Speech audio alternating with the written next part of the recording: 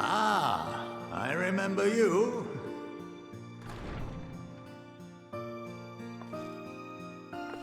I pray we have not caught you at an inopportune moment. We wanted to offer our thanks for your kind words in the forum.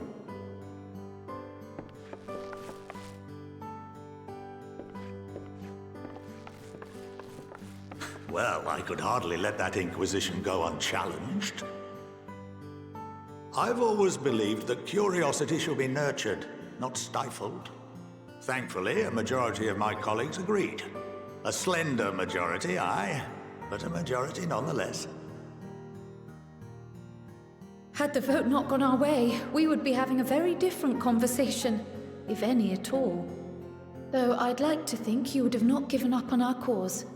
I'm told you paid a visit to the Annex afterwards. Yes, that's right. I was hoping to speak with the grandchildren of my dearly departed friends Galuf and Louisoix in a less dour setting. But it seems I just missed you.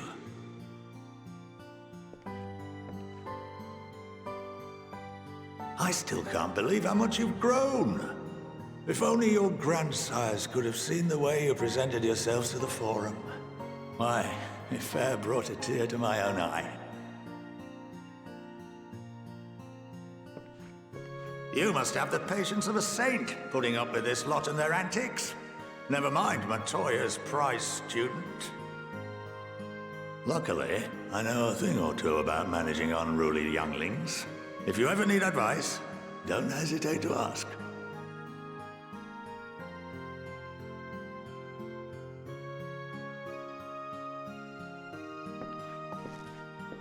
If I may, there is a rather more pressing matter we wish to discuss. What can you tell us of this duty that the Forum must fulfill? Nothing, I'm afraid. Like all humble servants of the Forum, I am sworn to secrecy.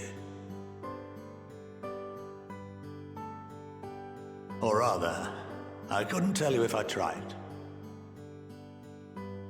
Our duty is of the gravest importance. Furthermore, if the particulars were made public, it would incite widespread panic. As such, those entrusted with this duty have been bound by an enchantment, which prevents us from speaking of such matters without the express permission of the Forum. How is that even possible? It's been some time since I last gave a lecture. Please, take a seat.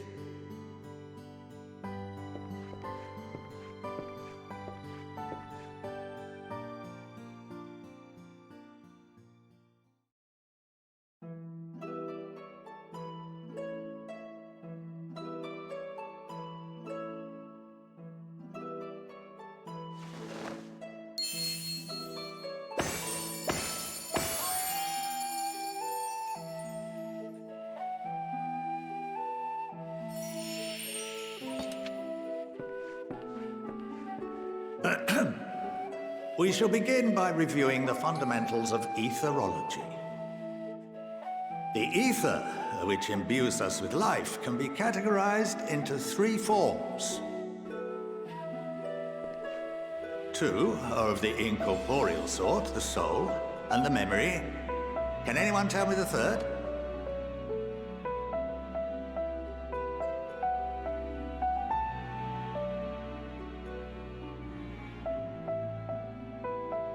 Yes, very good. This is the form with which the layman is most familiar. Consumed by even the simplest of daily activities, and replenished by the food and drink that sustain us, this form of ether is in constant flux. In contrast, the ether that comprises the soul is rarely subject to dramatic change. The same can be said for memory, as the two are intrinsically linked.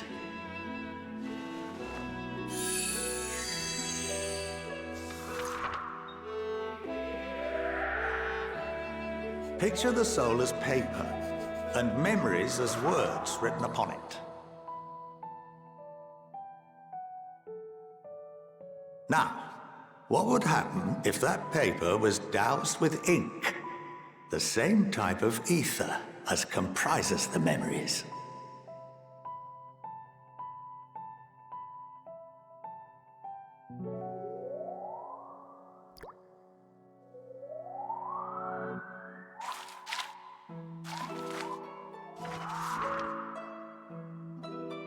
It would blot out everything that was written. Precisely. We would be unable to recall the memories, and any activities that depend upon them would be hindered as well. In fact, this exact phenomenon was observed on a vast scale not so long ago. And what might that have been?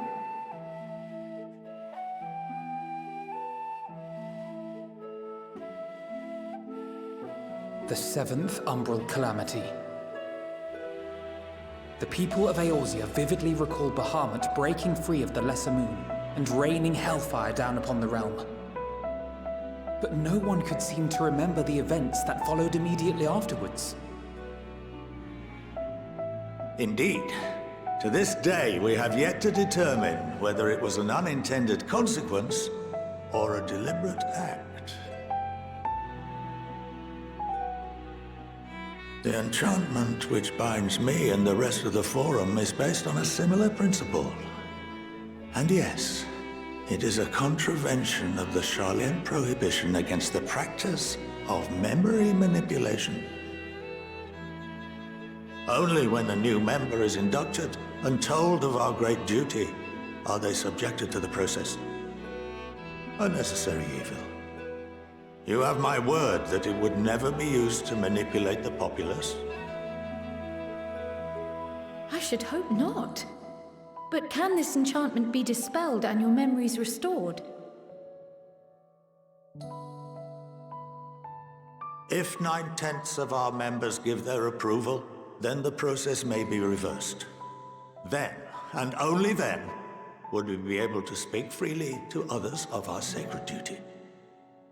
Barring that, we must wait until we return to the ethereal sea.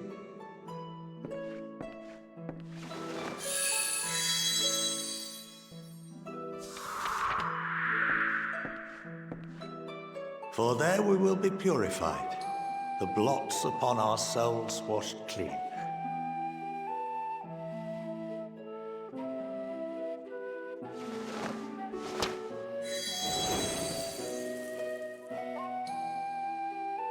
And our memories drift apart and dissolve, rather defeating the purpose, I suppose.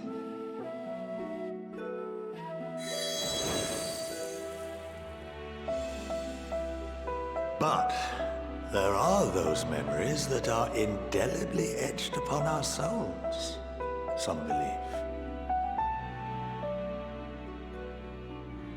What happens after that? We are reduced to pure ether, coalesce with that of others, and create souls anew. Alternative schools of thought assert souls remain whole and return to the corporeal world, reborn into another form. Both theories have their proponents. Personally, I consider each equally probable.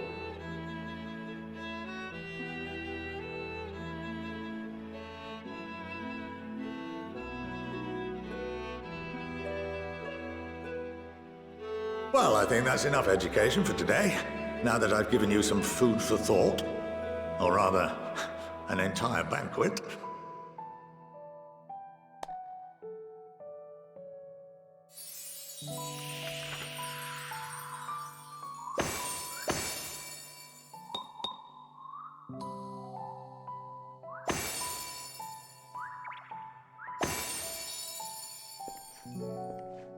I would remind you that although I'm unable to assist you with certain matters, the resources at my disposal may still be of use to you. I'll arrange for you all to be given the run of Phenomenon. Of course, as associate to our alumni and the students of Baldessian, this privilege is extended to you as well, my friend. Oh, and I suggest you speak with Ki Aliapo. She's well known among the artisans of Sharlayan, and her network of contacts may prove useful in your search for knowledge. I wish you all the best in your pursuits, wheresoever they may take you.